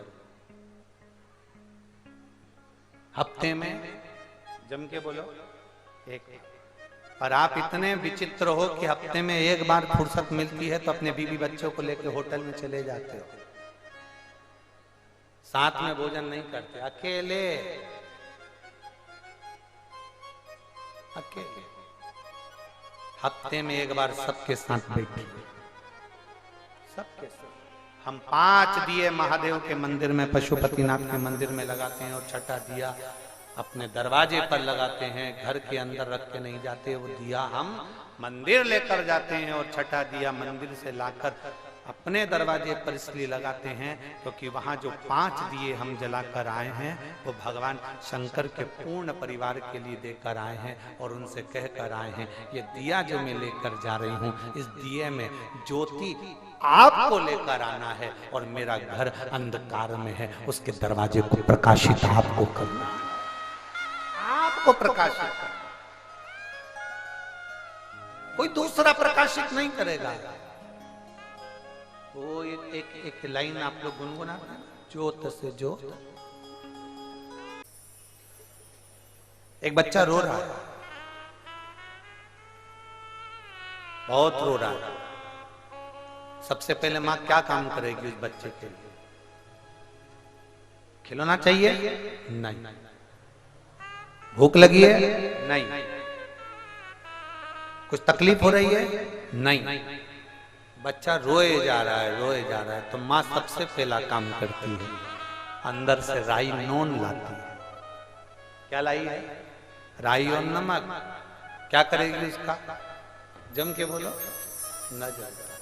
मेरे बच्चे को नजर लग गई। इसको टोटका कहेंगे? जम के तो बोलो। नहीं। राई नमक बच्चे पे से उतारा, बच्चा मुस्कुराने लगा। अब माँ को लगा मेरा बच्चा मुस्कुरा रहा है, पर सही मायने में माँ ने जो राई नून हाथ में ली है, बच्चे पे से मुस्कुरा कर जब उतारती है, बच्चा उसको घूम घूम कर देखता है, उसको लगता है मेरी मम्मी नया खिलौना लेकर आई है और बच्चा खुश हो जाता है। पर माँ को लगा है कि मेरा बच्चे की मैंने नजर उतारी और बच्चा चुप हो गया, ये उसका विश्वास करता है, ये उसका भरोसा करता है। एक राई नौन पर माँ का विश्वास होता है कि मेरा बच्चा चुप हो सकता है, वो विश्वास हमें भी हमारे महादेव पर करना चाहिए कि एक लोटा जल चढ़ाने से मेरा महादेव खुश हो सकता है। एक लोटा जल चढ़ाने से मेरा महादेव खुश हो सकता है, सारी समस्या का हल बोल बम का नारा है। जरा जम के बोलो, नहीं तो कल्याण तुम्हारा है। बोल बम का नारा है, बाबा के सहारे हम जी रहे हैं, उसके आश्रित होकर चलते हैं, उसके आश्रित।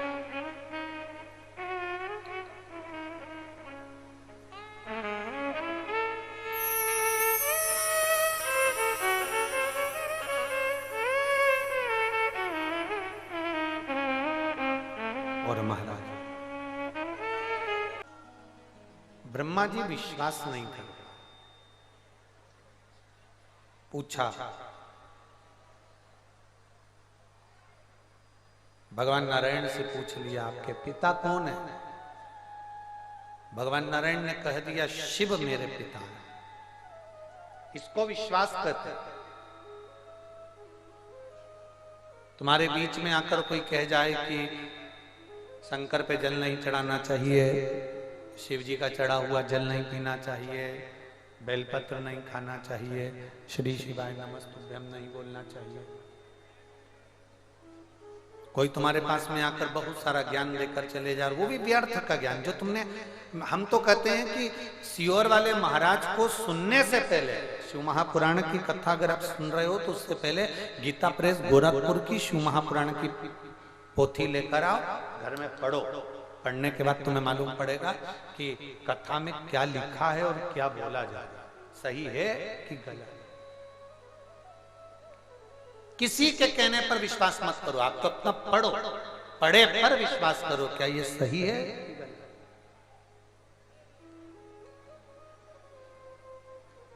ब्रह्मा जी का भरोसा नहीं टिक पाया, और ब्रह्मदेव का जब भरोसा नहीं टिका, ब्रह्मा जी का जब भरोसा नहीं टिकता, ब्रह्मा जी का जब भरोसा पूर्ण नहीं हो पाया, तो उन्होंने कह दिया कि इस पर्वत को अपन घुमाते हैं। पर्वत को घुमाना प्रारंभ करा तो अग्नि का खंभ, एक लिंग उत्पन्न हो गया। शिवजी ने कहा ये मेरी ही आकृति। सबसे पहला शिवलिंग की उत्पत्ति भगवान देवाधिदेव महादेव के शिवलिंग का प्रागट्य शिवरात्रि के दिन एक बिंदु के माध्यम से हुआ।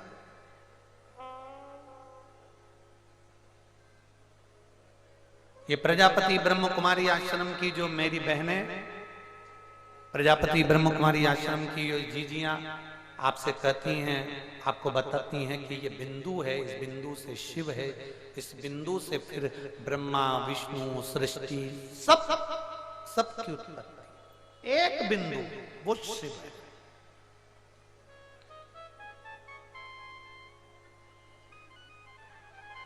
एक बिंदु वो शंकर है।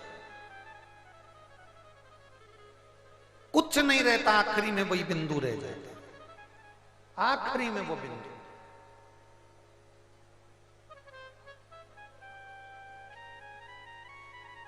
कपड़ा जल जाता है, लकड़ी जल जाती है, बोल सही है कि गलत? सामान जल जाता है,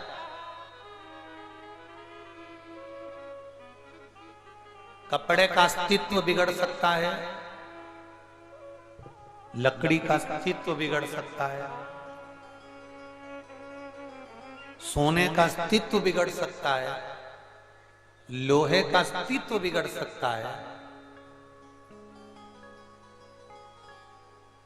शरीर का अस्तित्व बिगड़ सकता है, पर राख का अस्तित्व बिगड़ता है क्या? राख का अस्तित्व बिगड़ेगा नहीं। मेरे देवाधिदेव महादेव अपने शरीर पर राख धारण करते हैं, मेरे शंकर अपने शरीर पर राख लपेट कर रखते हैं, क्योंकि राख इसलिए लपेट कर रखते हैं, मेरे शिव अपने शरीर पर राख इसलिए लपेट कर रखते हैं क्योंकि इस राख का कभी अस्तित्व समाप्त नहीं हो पाता, इस राख का अस्तित्व कभी समाप्त नहीं होता। शिव महापुराण की कथा कहती है जैसे शंकर भगवान अपने शरीर पर राख लपेट कर रखते हैं, दुनिया के लोगों को प्रेरणा देते हैं कि ये राख मेरे करीब में इसलिए मैंने रखी है क्योंकि ये राख का अस्तित्व कभी खत्म नहीं होता, उसी तरह मेरे करीब में आने वाले का अस्तित्व में कभी खत्म नहीं होगा। मेरे नजदीक में जो आएगा, मेरे करीब में जो आएगा, मेरे पास में जो आएगा, मेरे नजदीक में जो पहुंचेगा उसका अस्तित्व, मेरे करीब में जो पहुंचेगा उसका अस्तित्व में कभी समाप्त नहीं होगा। शिव जी को जल चढ़ाने वाले का अस्तित्व कभी समाप्त नहीं होता। एक पत्र है,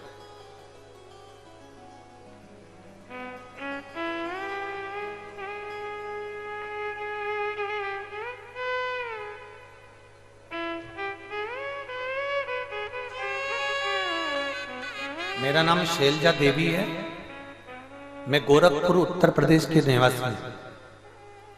कहीं बैठी हैं शैलजा देवी? गोरखपुर उत्तर प्रदेश से हैं। आप ही हैं? ऐसा हाथ लगा। श्री शिवाय नमस्ते।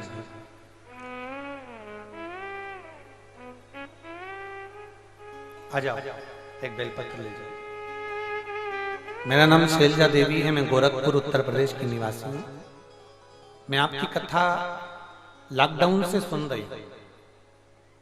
गुरुदेव 2021 में मेरे गले में गठान हो गई थी, गोरखपुर दिखाई तो डॉक्टर ने हमको लखनऊ पीजीआई तक भेज दिया।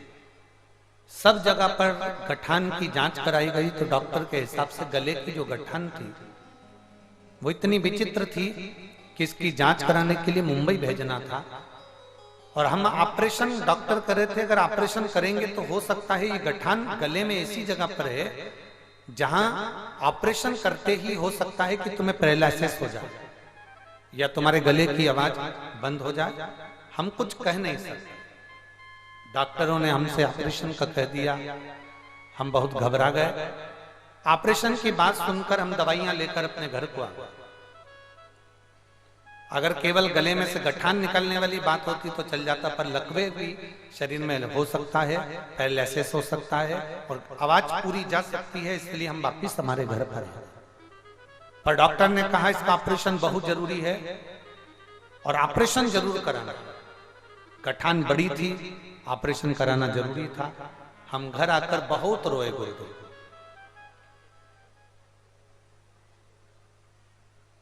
तब हमने शिव जी के मंदिर में जाना प्रारंभ करा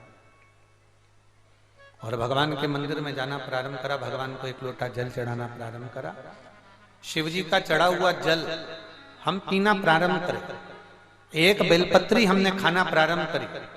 और आज मैं बाबा को प्रणाम करने के लिए, हमारे गोरखपुर में तो नजदीक में कथा नहीं हुई पर कुशीनगर में कथा हो रही है, तो मैं बाबा को प्रणाम करने के लिए आई हूं।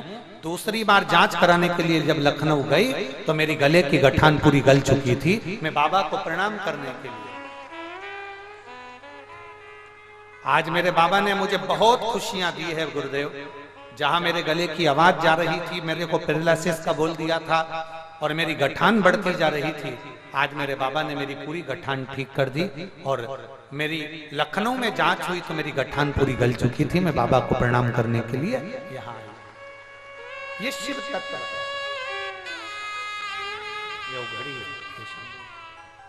आवाज सेट नहीं हो रही, आज गला पकड़ रहा है। ये मेरा भोलेनाथ, मेरा शंभू, मेरा उघड़ी, मेरा शिव।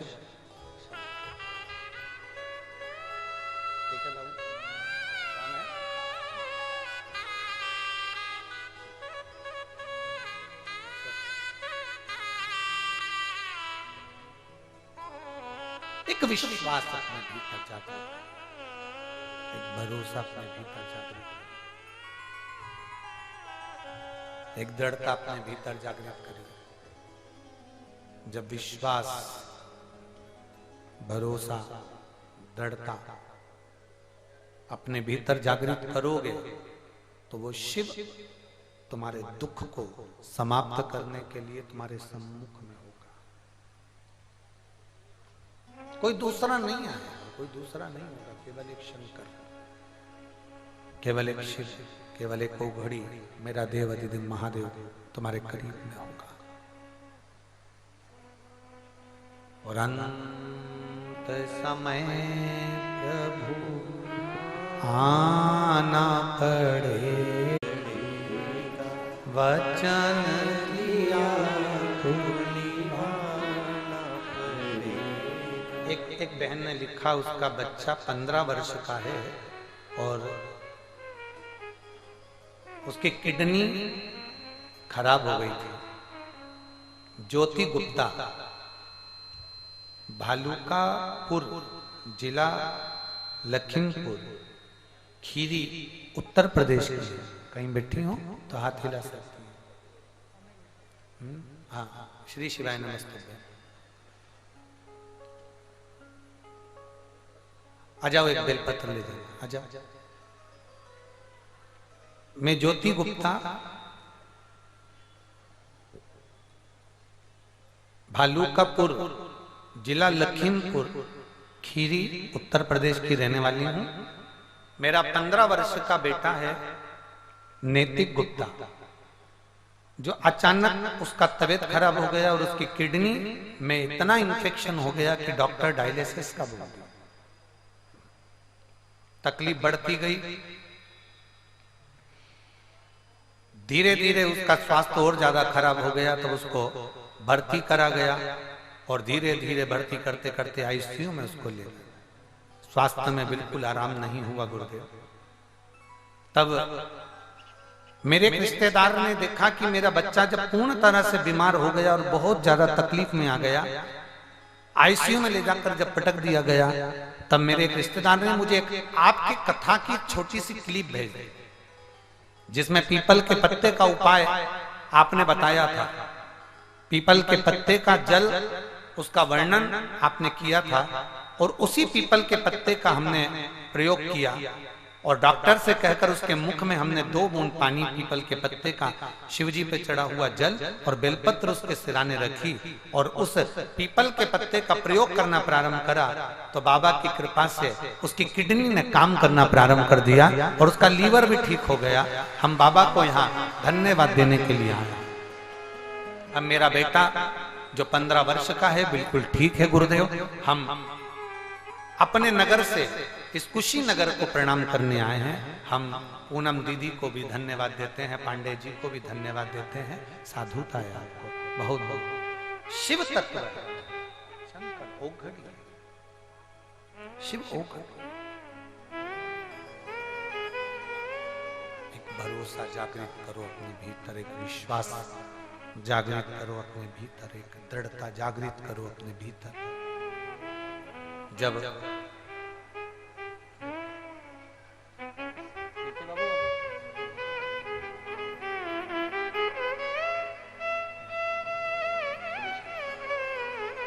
बेटा ठीक है, शिव तत्व है। जब हमारे भीतर विश्वास की जागरूकता होगी, भरोसा दृढ़ होगा, विश्वास प्रबल होगा, भरोसा प्रबल होगा, तो एक आनंद की अनुभूति अपने भीतर फिर आपके भीतर उत्पन्न। भरोसा पूर्ण करिए, भरोसा। ब्रह्मा जी और भगवान विष्णु के सामने भगवान शंकर का शिवलिंग प्रकट हो गया। विष्णु और ब्रह्मा जी के सामने जब शिवलिंग प्रकट हुआ, उसी शिवलिंग को ब्रह्मा जी ने कहा इसका छोर कहां है। ब्रह्मा जी शिवलिंग को देखने के लिए उसका आखिरी छोर ढूंढने के लिए ऊपर चले जाते हैं, और नारायण भगवान शंकर के चरण ढूंढने के लिए पाताल में चले जाते हैं। नीचे जाते जाते जाते जाते जाते जाते पर नारायण को भगवान शंकर के चरण नहीं मिलते, और भगवान ब्रह्मा जी ऊपर जाते जाते जाते जाते उन्होंने गौ माता को साथ में ले लिया, केतकी के फूल को साथ में ले लिया, और कह दिया नीचे चलकर तुम भगवान नारायण के सामने कह देना कि तुमको भगवान शंकर का शीश मिल गया, सिरा छोर मिल गया। गौ माता भी झूठ बोलने के लिए आतुर हो गई, केतकी का फूल भी झूठ बोलने के लिए आतुर हो गया।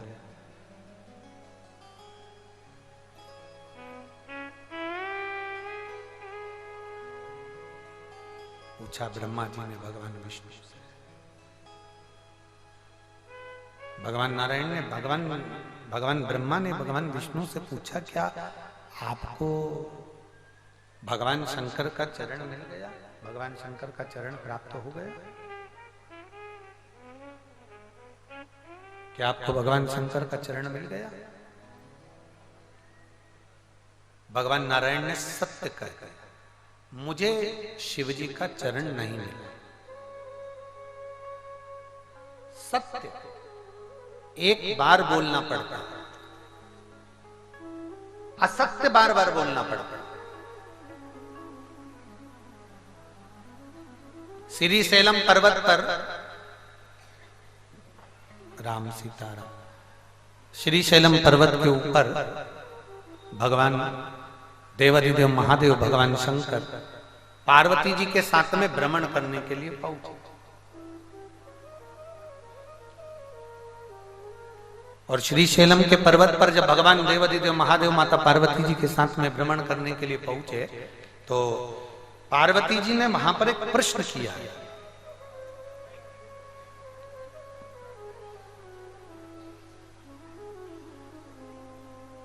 पार्वती जी ने एक प्रश्न किया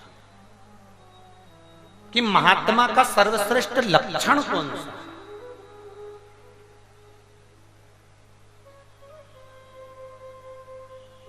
मेरी कुशीनगर की जीजियों, मेरे जीजाओं, बेटियों, बेटाओं, मेरी माताओं, मेरे भाई, स्मरण करिएगा कि एक पार्वती जी ने श्रीशैलम के पर्वत पर एक प्रश्न किया, महात्मा का सर्वश्रेष्ठ लक्षण कौन सा? तो कहा महात्मा के दो लक्षण श्रेष्ठ है, एक मृत्यु लोक पर जब तक रहता है तब तक मुझे ढूंढने का प्रयास करता है, सब में शिव को देखता है, सब में शिव,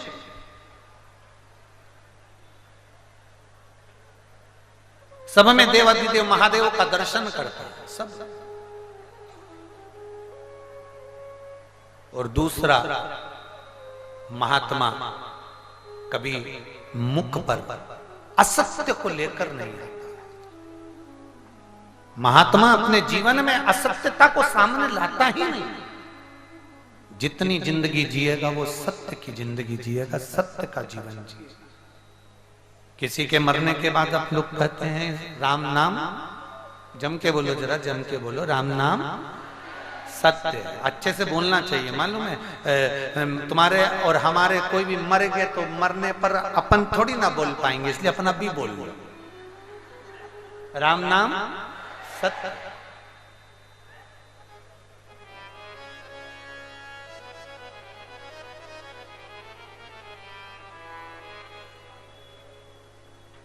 महात्मा सत्य की जिंदगी जीना चाहता, असत्य कभी नहीं बोलता।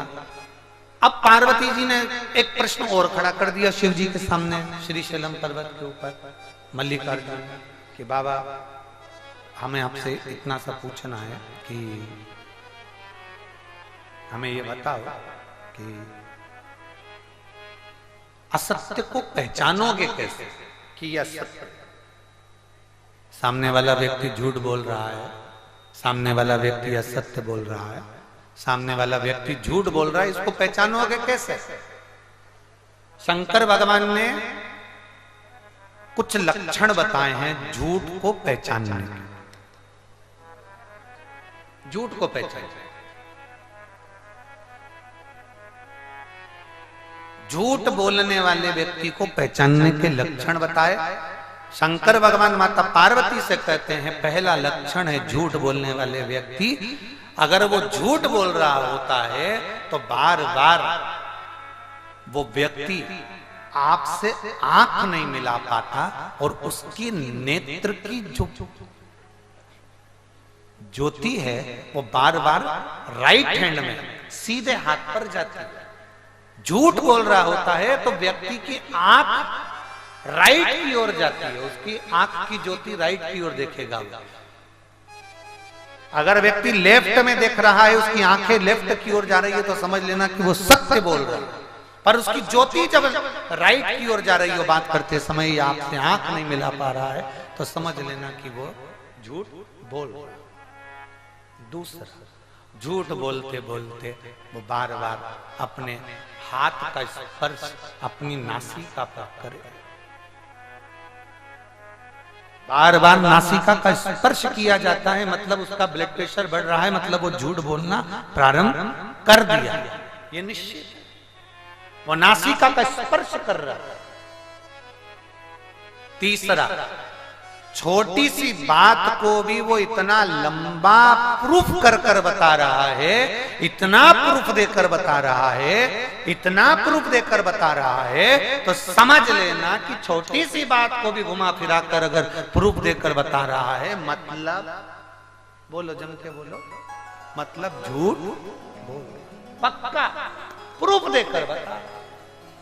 नहीं, मैं तो ऑफिस गया ही नहीं था, तुझे किसने कह दिया, मैं तो मेरे दोस्त के यहाँ गया हुआ था, मैं तो ऐसा कर रहा था, मैं तो वैसा कर रहा था, बहुत सारे प्रूफ दे दिए, बहुत सारा प्रूफ दिया, तो फिर कहा, फिर बढ़ना निकला।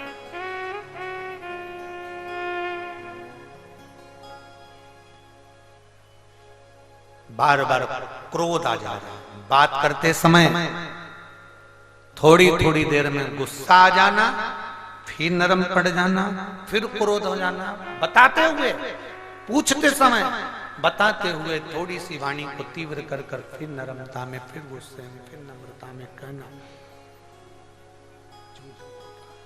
मतलब शिव जी कह रहे हैं पार्वती, महात्मा का सर्वप्रथम लक्षण है कि वो सत्य से दूर ना जाए।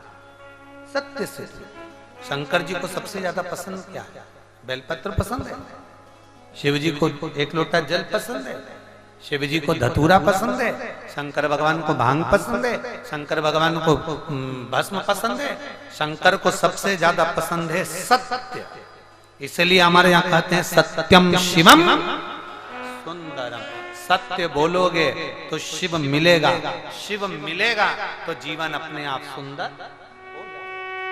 सत्य को पकड़ो, जितना सत्य को पकड़ोगे उतनी जिंदगी का आनंद का प्राप्त कर लोगे। सत्य में ही शिव छुपा हुआ। भगवान विष्णु ने सत्य कह दिया, मेरे को भगवान शंकर के चरण नहीं मिले, पर ब्रह्मा जी सत्य नहीं बोल पाए, उन्होंने कहा गौ माता से पूछो, ये बोलेगी। गौ माता ने झूठ बोल दिया कि भगवान ब्रह्मा को शंकर जी का शीश मिल गया। भगवान शंकर ने श्राप दे दिया है, गौ माता तू जगत की मां होकर मेरे सामने झूठ बोली है, मैं तुझे श्राप देता हूं, तेरा पूरा शरीर पूजा जाएगा पर तेरा मुख नहीं पूजा जाएगा, क्योंकि तूने झूठ बोला है, इसलिए तेरा मुख अपूज्य होगा। इसलिए गाय माता का शरीर पूंछ पूजी जाती है, उसका गोबर पूजा जाता है, उसके चरण पूजे जाते हैं, पीठ सब कुछ पूजा जाएगा, पर मुख तूने झूठ बोला, मुख नहीं पूजा।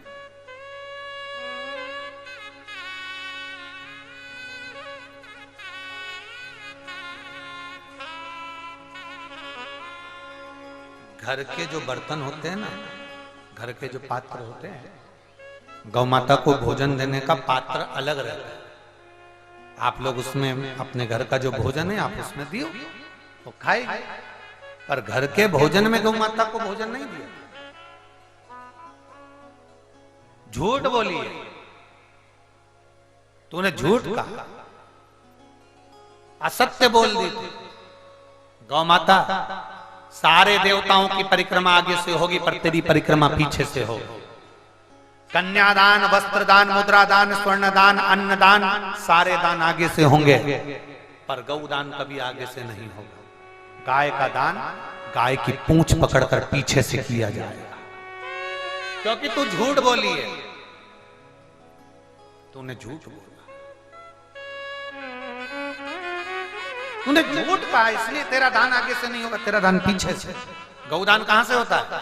गाय की पूंछ पकड़, गौ माता की पूंछ पकड़कर गौदान किया जाता है, क्योंकि तूने झूठ बोला।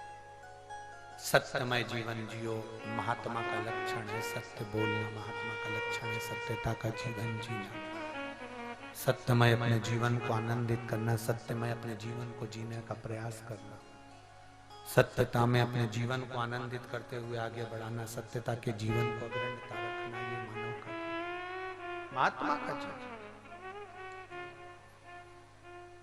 केतकी के फूल ने भी झूठ बोल दिया, तो केतकी के फूल को भी श्राप दे दिया, रे केतकी मैं तुझे श्राप देता हूं, सारे देवताओं पर तू चढ़ेगा पर शंकर पर केतकी का फूल कभी नहीं चढ़ेगा, क्योंकि तूने झूठ बोला। कनेर का फूल जो एक पक्षी नहीं खाता, जानवर नहीं खाता, वो कनेर का फूल शिव जी को चढ़ जाता है, पर केतकी के फूल में सुगंध होती है। केतकी का फूल दिखने में सुंदर होता है, केतकी का फूल सुगंधित होता है, बड़ा सुंदर होता है, पर वो शंकर भगवान पर नहीं चढ़ता। शिव कहते हैं मुझे कांटे का पुष्प चढ़ा दो, धतूरा चढ़ा दो, कनेर का फूल चढ़ा दो, जहरीला फूल चढ़ा दो, चल जाएगा, पर मेरे ऊपर केतकी का फूल मत चढ़ाना। अगर केतकी का चढ़ाया तो 1000 गौ हत्या के बराबर दोष लग जाएगा। भले सुंदर है, भले सुगंधित है, पर मुझे नहीं चाहिए, मुझे पसंद नहीं। एक बात आप लोगों से पूछे हैं, उत्तर देना। कोई बहुत सुंदर दिखे, कोई बहू बहुत सुंदर होती है, कोई बहू बहुत सुंदर होती है, बहुत सुंदर, पढ़ी भी बहुत है, इंजीनियरिंग करी है, सुंदर भी बहुत है, दिखने में भी अच्छी है, पढ़ी लिखी भी है, दहेज भी लाई है, गाड़ी भी लाई है, चलाना भी जानती है, 2 व्हीलर 4 व्हीलर दोनों।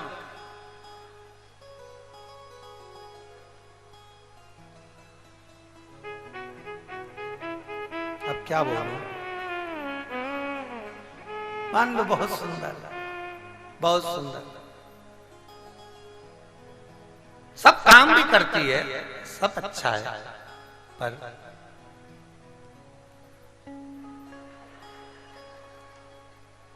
समझ गई, समझ गई। बोलना, इससे बोलना अपना सिर फोड़। इंजीनियर है, सुंदर है, गाड़ी बंगला दहेज सब लाई है, पर जिभ्या अच्छी नहीं है, तो ईमानदारी से बोलो, वो दहेज, वो गाड़ी, वो बंगला और वो इंजीनियरिंग की डिग्री और वो डेंटिंग और पेंटिंग किसका? बोलो रीजी जी, सही है कि गलत है? जम के बोलो जरा, तुम्हें क्या चाहिए? रोटी ना दे बहू चलेगा, चाय ना दे बहू चलेगा, हम खुद बना लेंगे, पर बहू कम से कम सम्मान के शब्द बोले, ये बहुत काफी है। बहुत रोटी नहीं देगी ना तो चल जाएगा, चाय नहीं देगी चल जाएगा, भोजन नहीं देगी चल जाएगा, कुछ भी ना करेगी चल जाएगा, पर वो सम्मान के शब्द बोले, प्रेशर खोलो प्रेशर, सम्मान के शब्द बोले वो जरूर। सम्मान के शब्द नहीं बोलती है ना तो दुख होता है, ठीक है। सम्मान के शब्द बोले ना तो वो सबसे अच्छा, फिर वो काम भी नहीं करेगी ना तो चल जाए, ना काम करे चले, पर काम नहीं करती और पलट कर जवाब दे दे, हम कोई तुम्हारे बाप के नौकर हैं, कर लो तुम्हारी, हम पढ़ी लिखी, हमें नहीं करना, जा कर दे। बोल रही है बुढ़िया तो दिन भर 24 घंटा बड़ बड़ बड़ बड़ बड़ करेगा। शिव महापुराण की कथा कहती है डिग्रियां अपनी जगह काम करेगी, पर ईमानदारी की बात यह है कि अपनी जिह्वा पर जितनी मिठास ला सकते हो उतनी मिठास लेकर आइए, अपनी जीवन पर जितनी मिठास।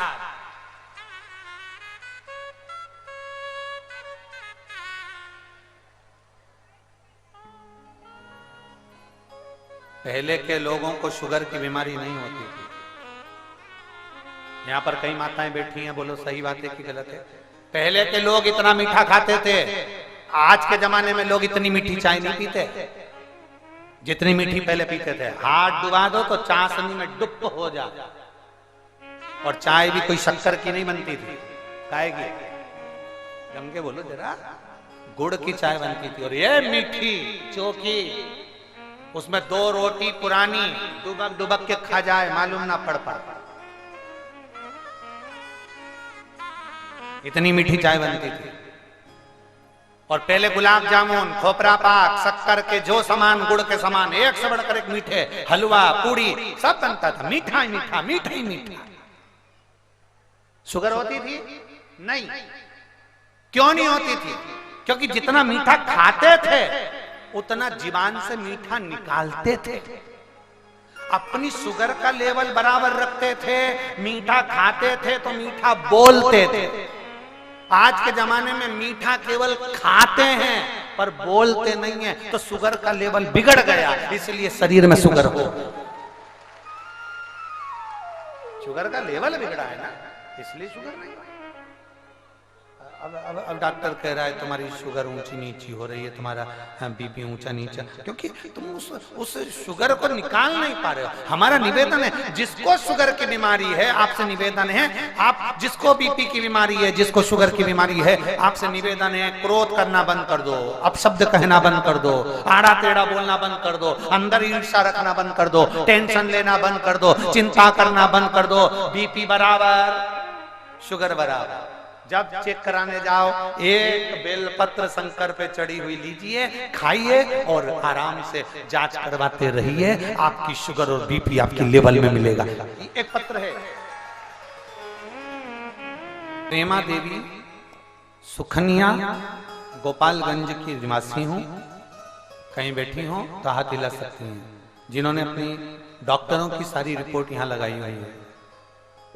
प्रेमा देवी सुखनिया गोपालगंज की रहने वाली, कहीं बैठी हो तो हाथ हिला सकते हैं, जिन्होंने अपने मेडिकल की पूरी रिपोर्ट यहाँ लगाई है।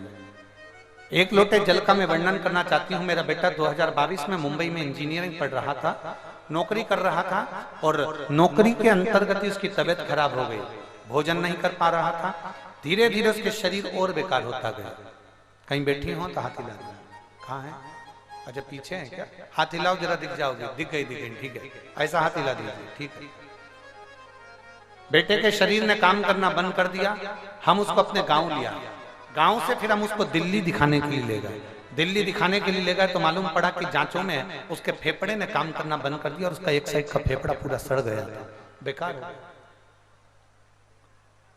हम बड़े परेशान हो गए, दिल्ली में हमने सारे डॉक्टरों से जांच कराया, डॉक्टर ने कह दिया इसका ऑपरेशन करना जरूरी है, ऑपरेशन करेंगे, पानी निकालेंगे और फेफड़े में कुछ कई सी जम गई है उसको निकालना पड़ेगा, पर बच्चा इतनी जल्दी ठीक नहीं होगा। हम बड़े परेशान हो गए। तब डॉक्टर ने जब ऑपरेशन का विचार करा तो कह दिया इस हॉस्पिटल में ऑपरेशन नहीं होगा, तुम्हें दूसरे हॉस्पिटल जाना पड़ेगा। हम उसको दूसरे हॉस्पिटल में लेकर गए, मेहरौली हॉस्पिटल दिल्ली में हम उसको लेकर रेफर कर दिया, हम वहां ले गए। डॉक्टरों ने ऑपरेशन की तारीख निकाल ली, ऑपरेशन करने की तैयारी हो गई। 2 दिन बाद ऑपरेशन था। उसी बीच में हमारे एक रिश्तेदार हम पर मिलने के लिए आए, उन्होंने कहा इसको शंकर जी पे चढ़ा हुआ पानी पिला दो और एक बेलपत्र इसको खिला दो। हमने अवधूतेश्वर महादेव का नाम लेकर उसको पानी पिलाना प्रारंभ करा, बेलपत्र खिलाना प्रारंभ करा। मात्र 2 दिन हमने पानी पिलाया और बेलपत्र खिलाया, पानी पिलाया, बेलपत्र खिलाई। ऑपरेशन की तारीख आ गई। ऑपरेशन कक्ष में ले जाने से पहले एक बार वापिस जांच प्रारंभ हुई। जब वापिस जांच प्रारंभ हुई, गुरुदेव अच्छा डॉक्टर भी 2 दिन में ये पूर्ण नहीं कर सकता, और मेरे बाबा ने ऐसी कृपा करी, जब जांच के लिए वापस लेकर गए ऑपरेशन से पहले तो उसके फेफड़े ने काम करना प्रारंभ कर दिया और फेफड़े का पानी निकल चुका था। हम बाबा को यहाँ नमन करने आए हैं। मेरे बेटे की पूरी रिपोर्ट लगा रही हूँ, जो मैंने दिल्ली के हॉस्पिटल में दिखाया था, जांचें कराई और ऑपरेशन का बोला गया, वो सारी रिपोर्ट मैंने अपने बच्चे की यहाँ लगाई है।